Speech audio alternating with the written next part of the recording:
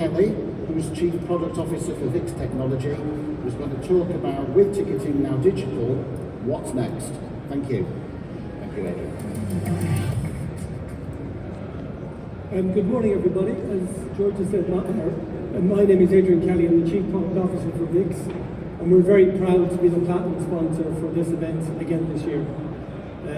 It was great to hear the Minister emphasise the impact of digitalisation on our industry going forward. And I want to spend a few minutes just talking about some of the things that I think will be happening through that digital prism as we go into the next 5 and 10 years. And really where this started for me is in preparing for this keynote, looking at the agenda and looking at the topics that we're talking about over the next 2 days. And this is kind of a word map of some of the key things that are on the agenda or being discussed as topics at the event over the next 2 days. And if you looked at that and took away the industry-specific terms and showed it at any other event, it would just scream digital. We are now entering that era of digital ticketing, just as we're talking about digital transport, as the Minister has said. I think contactless EMV that Anna's going to be speaking about in a few moments is really that tipping point. It really brings us into that digital era. We're accessing our services digitally, we're managing the service provision digitally, and we're paying digitally. So we're now there. So contactless very much is that tipping point. And so in being in this new venue, being in a new decade, and being in what I'm saying is this new era, I thought it would be fun to look a little bit ahead. Now, I did predict that Ireland would win the Rugby World Cup, so I would take what I'm about to say with a small pinch of salt.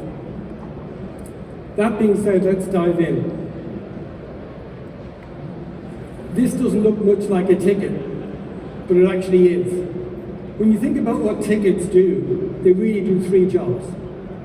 If somebody wants to buy a ticket, the first thing they'll do is they'll select the service they want, the fare, product, or the class of travel that they want. So you select a product. That's part of what the ticket is. Typically, once you've selected it, right then and there you pay for it. And then, if it's a single journey, you'll then access the journey as well. But if you bought a product like a day pass, your access repeats and repeats and repeats. So we have this cycle now of a ticket doing service, payment, and then it gives you access. And that seems pretty straightforward. And actually the ticket, the humble ticket, has been doing this job for about 200 years. As I learned at this conference about 2 years ago, during a previous keynote. But when we look carefully at what's happening going forward, that's starting to change. Let's talk about contactless EMV for a moment. I got here on the tube this morning. I walked up to the gate line, I tapped my bank card. That gave me access to my journey. I didn't select a product, and I didn't pay for it at that point. When I go home this evening after the awards, I might need to take the night bus, but again, I will use my bank card to access the service. Later on, TfL will collect all of my journey information, and then they will decide the service that they're going to provide me, what they're going to charge me for actually using their services. So it's interesting, we're moving from me selecting a service to, in essence, the agency selecting it for me, on the basis of me knowing they're going to provide a fair value to me. And then later again, they're going to collect the payment from the payment providers. So there's another element of trust coming into it as well. And you can see a big shift in those 3 core jobs of selecting the service, paying for that service, and accessing the service. They've been resequenced, and actually who's doing those jobs has also changed. So let's talk about each of those services in a bit of detail. I'm hoping that looks a bit washed out. I'm hoping you can see what's on the screen there. What's on the screen is an image of Netflix as a service provider. When we talk about the services we provide as an industry for ticketing, we're really talking about fares and fare products. I'm going to not really talk about the underlying provision of the journey. That would get my remit too broad. But when you digitize services, one of the things that you will find happens, a common core set of services emerges. And the reason I've got Netflix up on the screen to illustrate this point is they're the most extreme example of this. A couple of years ago, they famously launched their full service portfolio of movies and TV shows to 193 countries simultaneously. Everybody woke up one morning and Netflix was everywhere. And as somebody who travels a lot, that is a massive benefit to me. Here in the UK, the Minister didn't talk about it, but I will. Gov.uk is the point of access for all government services in the UK digitally. It replaced literally hundreds of websites that were previously providing end-to-end services for government and various branches of government. And that common set of services that Gov.uk provides is now seen as the template for digital government around the world. But crucially, what has to happen is you have to provide a range of access mechanisms and payment mechanisms to enable that call to form. And to date, what we've been seeing in our industry in ticketing is a huge amount of innovation, like card-based ticketing, such as even contactless ticketing and mobile, but we've tended to deliver those innovations end-to-end. We've hardwired the access, the service, and the payment. And I think as we go forward, we're starting to see those relationships loosen, and that will create a lot of opportunity for innovation in service, in access, and in payment, as well as end-to-end. But the other thing that will happen with our services as we become digital, it will have implications for infrastructure. Where digital meets physical, you have some very interesting interactions. What I've got up on the screen here now is some payphones here in the UK. When I looked into this, I was kind of surprised to learn there are still 50,000 payphones in the UK today, despite a massive collapse in the demand for payphone services. Pretty much everybody here will have a mobile phone, I'm sure. One of the reasons that we have these 50,000 boxes still in existence is there was a contract let for the provision of these services over 10 years ago. Another recent example where physical and digital have interacted in very strange ways is in the NHS in Scotland in the last 6 months. There's been a big controversy about inpatients being paid by default a daily fee for accessing television. And this TV service was being provided by dedicated monitors, ironically, again in a contract let to BT over 10 years ago. So the point for this for me is, as we move to digital service provision for ticketing, we need to be thinking very carefully about the investments we make in physical infrastructure, in areas like access, the services, but also the payments and how those payments happen. And speaking of payments, what we're now seeing is payments disappearing from our ticketing environment. What I mean by payments disappearing, as we saw in the contactless C&D example, the individual who's paying for the service wasn't actually present at the payment event, and when you were using the service, you weren't really thinking about paying for it. That's one of the great innovations with contactless C&D for transit. You just tap at the gate line or on the bus, and you use the service. You know the payment will happen because we've got really robust payment networks doing that job for us. But the actual payment experience has disappeared for you as a subscriber. So payments will continue to disappear in how we provide service to our customers. And in that process, it will create a lot of opportunity for innovation. You'll see this in other industries. Up on the screen there, we've got an Amazon website. And one of the great innovations Amazon brought to the world is the idea of one click. If you want to buy something on Amazon, you do all your effort in selecting what you want to buy. Buying it is just tapping a button, and it's done. And it then automatically appears. That kind of thinking around how the payment event happens for us going forward, I think is going to be fundamental to how ticketing will evolve for us as an industry.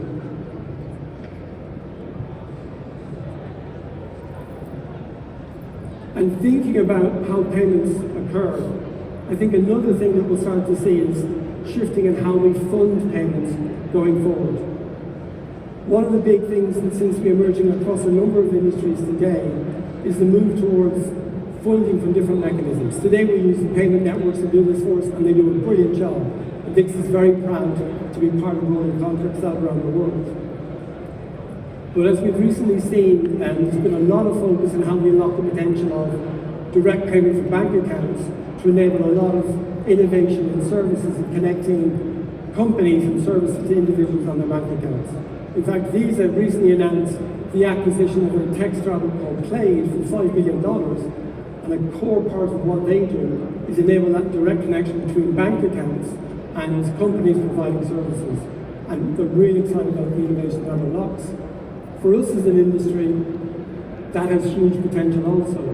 As we look about moving the payment that we do, where we ask our customers to make, from payment networks that we do with contactless today very successfully, towards using bank accounts to enable that innovation as well.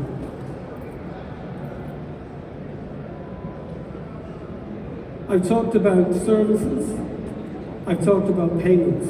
I want to spend a few minutes talking about how we access the network. And we're clearly, as an industry now, in the era of tokens. And what I mean by that is, today in our industry, we use smart cards as a token to access transit. We use mobile phones, and on the mobile phone, there's 2 and 3 and 4 different actual tokens that you can use. You can use contactless EMV tokens, closed loop tokens, you can use QR or Bluetooth. We've also got wearables, and in fact, we've already seen examples where people are using faces as a token to access transit in China. So we're clearly in that era of tokens. I guess the question is, what kind of tokens should we be thinking about taking forward as an industry? I think it's clear we'll continue to support a range of tokens. We will have to do that because of the accessibility challenges and opportunities we want to provide for everybody. But I do think it's important to think about what the mobile platforms do, because anything in digital will very quickly connect to what Apple and Google are doing with their platforms as well. And in thinking about that for transit, we can clearly already see that they've had a huge impact around the maps and including transit data in the maps that they provide today. In terms of tokens, we're also seeing the impact that they've had for us in actually providing contactless EMV tokens and how transformational that has been contributing to the success of contactless EMV. And again, we'll hear more about that over the next few days in the next speaker from Visa. But generally what we're starting to see is, I think, the mobile phone providers providing tokens for transit by default, just like they provided maps on their systems by default. So I think going forward, those tokens on the mobile device, I think are going to be a key core capability that we'll be able to provide across a whole range of ticketing services.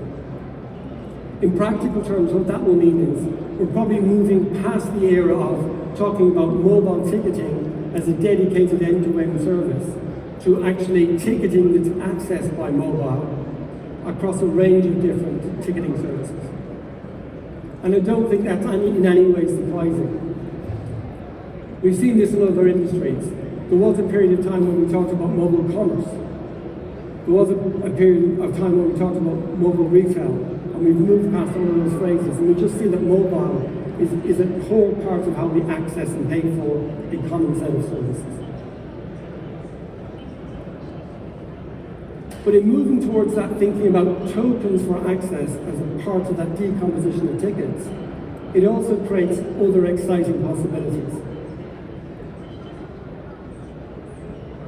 If you have the ability to combine tokens together into groups, you can create different types of services. Perhaps for families who want to travel together, which I know in our industry continues to be a bit of a knotty problem. The most elegant and effective way to provide family ticketing. In the era of tokens, it feels like we might have a way forward there. One of the things that the Minister talked about, which struck a chord with me, is actually that decarbonisation agenda. If you take the token and you then apply it at an industrial scale, and think about what that could mean for business-to-business services, that is potentially very, very exciting. Imagine the ability to engage with businesses, enterprises, institutions, such as academic institutions, enable them to bring their own tokens to access transit, and think about the scale of transit services we could provide and the positive impact that could have on something like the decarbonisation agenda. So that creates a massive potential for us as an industry as we think about embracing the opportunity of using tokens for access, leading to a common set of ticketing services and a range of flexibility on the payment side.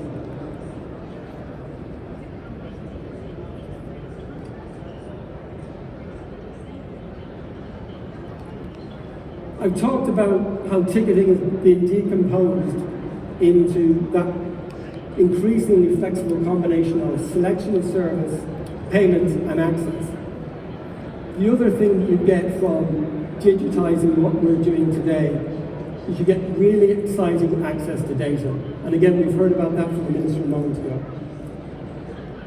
What you get not just is access to the data, but you get that access to that data increasingly in real time or near real time.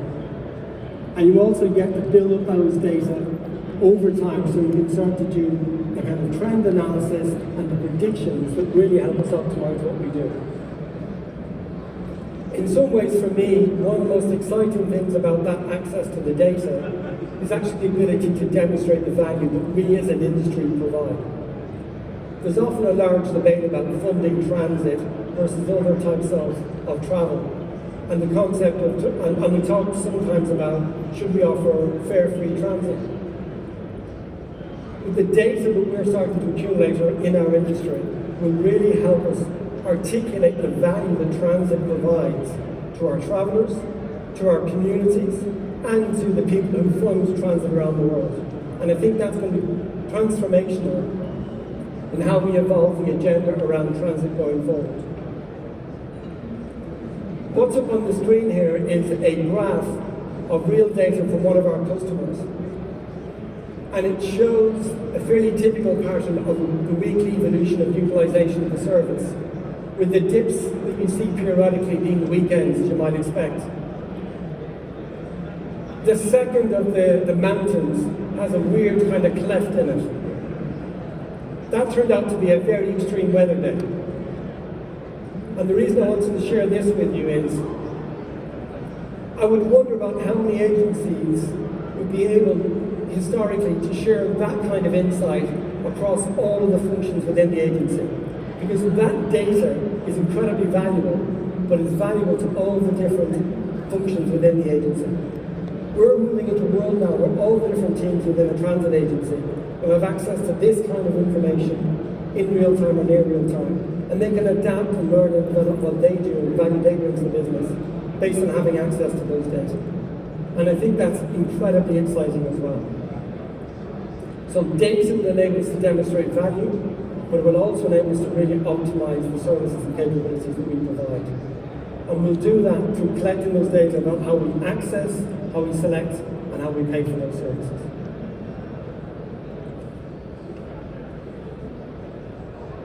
So, in wrapping up, there's a few messages I'd like to leave you with. Those jobs to be done by ticketing, selecting services, paying for services and accessing services, they're already changing. They're changing in front of us, and the rate of change will accelerate. As we move into this digital phase, every other industry that we've looked at tells us this acceleration will be coming. We are moving into a really exciting era.